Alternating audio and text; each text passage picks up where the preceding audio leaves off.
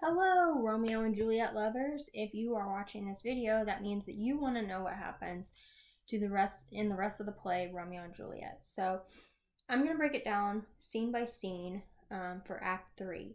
And this video is going to focus just simply on Act 3. The beginning of Act 3 begins after Romeo and Juliet have just gotten married. So they're married, they're together. Only Friar and the nurse seem to know about this marriage, other than Romeo and Juliet, and so that's causing some complications in Act 3. Basically, scene 1 begins with Benvolio and Mercutio talking about if they saw the Capulets, especially Tybalt, that they would fight them. And then, of course, along comes Tybalt. And they exchange words, and then Romeo shows up. And Tybalt's like, I don't even want to deal with you. I want to talk to Romeo. Because he's still upset that Romeo crashed the Capulet party. So they confront each other, and Romeo refuses to fight Tybalt. He will not give in. And Mercutio's like, well, if he won't do it, I will. And so they begin to fight. Romeo steps between them to try to break it up. And when he does, Tybalt kills Mercutio by stabbing him underneath Romeo's arm. Romeo is beside himself. His good friend is dead, and he's upset. Tybalt had left. Well, now he came back. And Romeo is so upset now that he ends up fighting Tybalt and kills him. So in scene 1, Act 3, we lose Mercutio and Tybalt right off the bat. They're dead.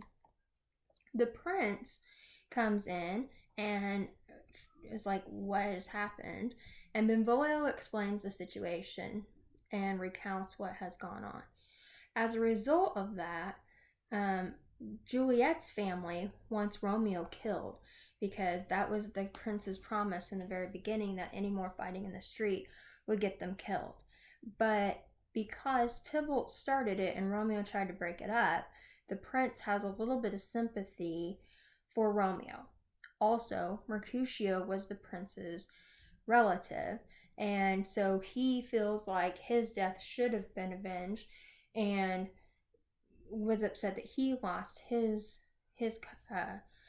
friend as well. So, as a result of that, he banishes Romeo. Romeo has to leave Verona forever. And this obviously causes conflict for the others. Scene 2 picks up where Juliet is waiting for Romeo to come. She does not know anything about the fight at first. Then the nurse comes in, obviously upset, and she's talking to Juliet about someone dying. And Juliet at first thinks that she's talking about Romeo and that Romeo's dead. Then it comes out that it is Tybalt that has died and that Romeo killed him and is now banished. And Juliet is so upset she can't deal with it. She says she's going to kill herself. And so the nurse is like, whoa, let me go talk to Friar. Let's see what we can work out. I'll see if Romeo can still come see you tonight. And so the nurse leaves to go deal with that. Then we get to scene 3, and that happens at Friar Lawrence's cell. Romeo has gone there once again for Friar's advice, and Friar tells Romeo that the prince has banished him. He didn't kill him, he banished him. Romeo is beside himself. He says he'd rather just be killed rather than banished. And because banishment means he can't be with Juliet. And Friar really isn't letting him off the hook with this. He's like, look, you have it good. Like, the prince was going to kill you, and now he's not. You were upset about Rosaline. Now you have Juliet. You're married. Like, kind of get a grip on yourself. Like, you're being ridiculous. When the nurse shows up, she reports that Juliet is equally distraught as Romeo, and so Romeo feels bad that he's caused this pain for her, so he offers to stab himself with a knife, and Friar and the nurse stop him, um, and then Friar says, hold on, I have a plan here. And basically, his plan is that Romeo will go to Juliet's room tonight as planned. He will wake up early before anyone knows he's there, and he will go to Mantua, um, and stay there until Friar can reveal to the families their marriage, and explain what has happened.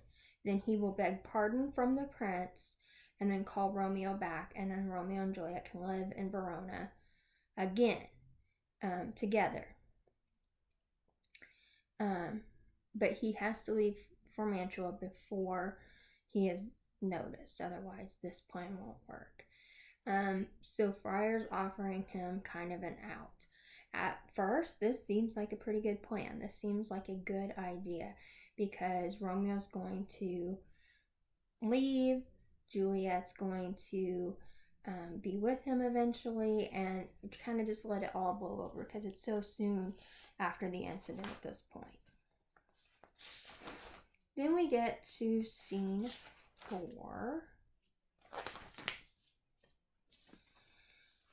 And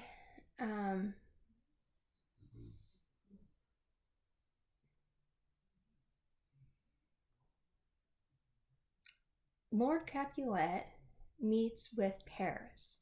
Remember, Paris was the man that wanted to marry Juliet, and Lord Capulet said, wait a while. Well, now Paris has come back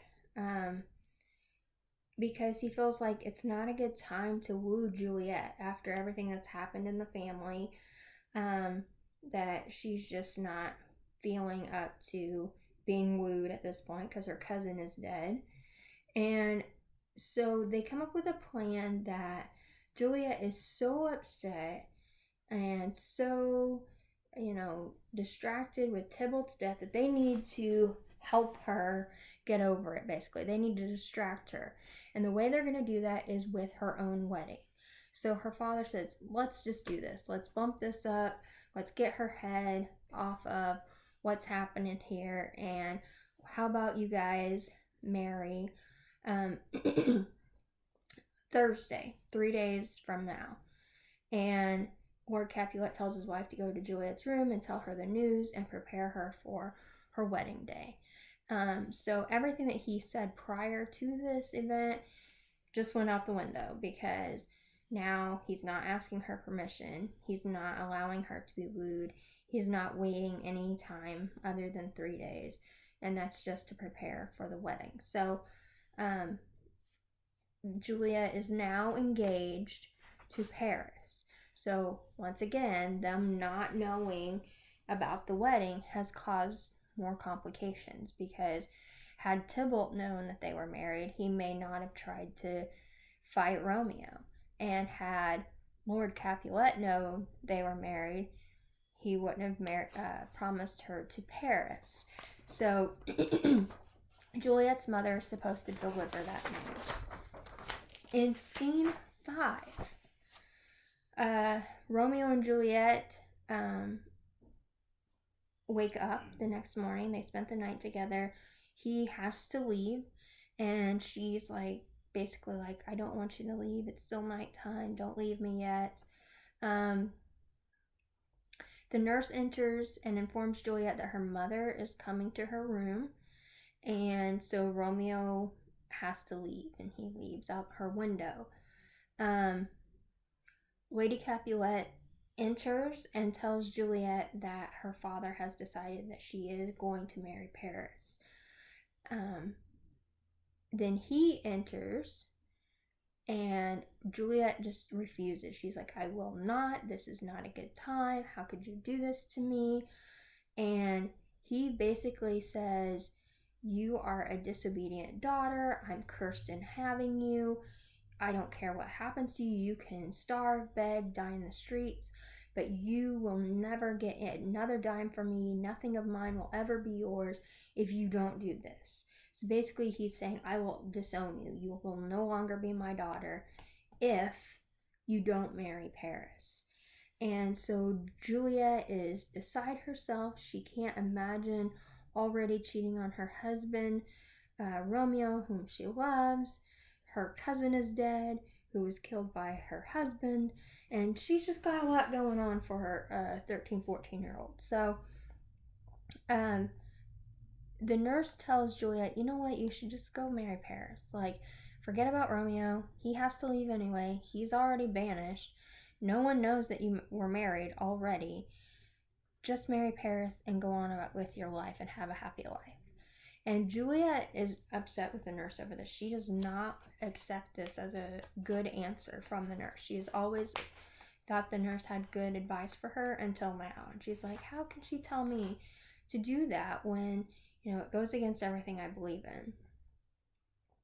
Juliet ends up going to Friar's cell to tell him everything that's gone on and to seek his advice. Once again, he's trying to get them out of this situation. So, that's where scene 5 picks up.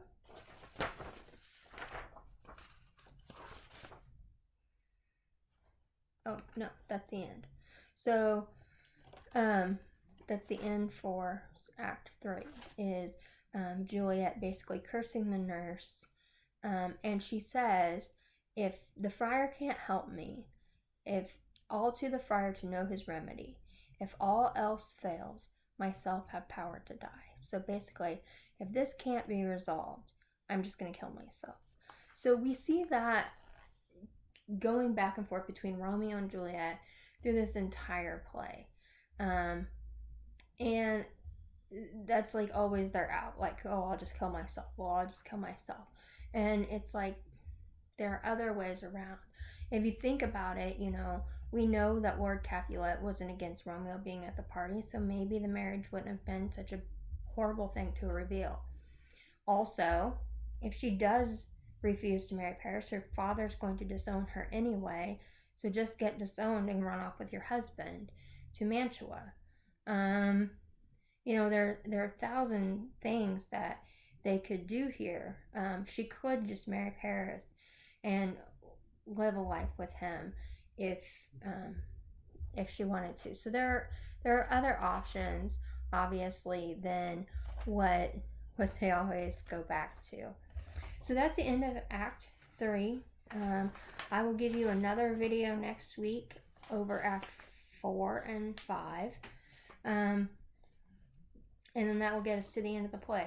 So hopefully this helped, and I will see you again next time.